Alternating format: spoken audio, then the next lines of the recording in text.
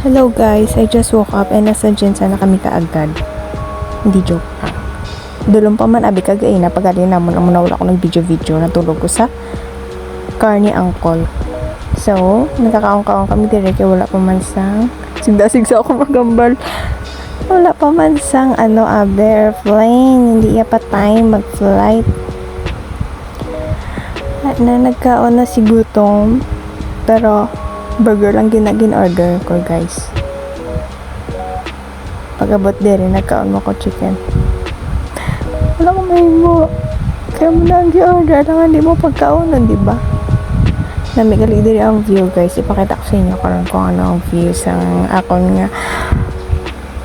Basta view ambot sa mo na oy. Kay dugi pa bi ko magkaon. Sige makaon ko anay.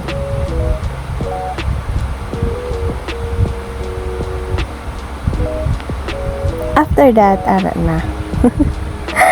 Ara na view. Kana isang volcano. Ayusan tang aton nga pronunciation. Dari kay basi ma-judge na. Oh my God. Diba guys? Nami ang view ko dire. Pak.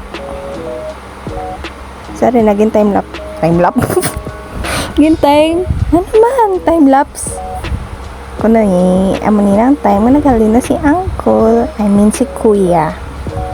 Uncle, diba si Kiganta.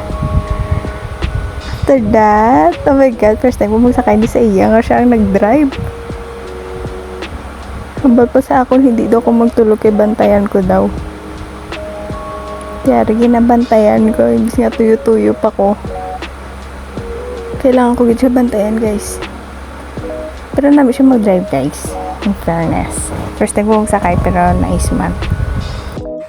So, gibidyoan ko ang sarili ko kaya para makita ko ang akon nga itsura nga tuyo-tuyo kay daw ko hindi daw ko matulog kay bantayan ko daw ang traffic light. Traffic light ba? Basta mo to. Tapos lamig-lamig pagit sa sulod. Oh my, sige man ko, oh my God, diri man. Natuyo-tuyo na kita si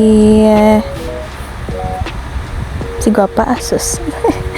And then naroon na kami sa Coronadal nata ni basta Coronadal na ni Adam pa bisang naroon na kami sa Coronadal. After that naroon na kami sa balay na nagparking na si Madam.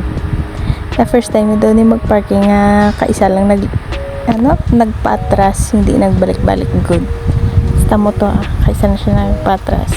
Hindi ko lang na-videoan tong reaction niya sa last pero happy siya sa to. One achievement na naman sa iyang life.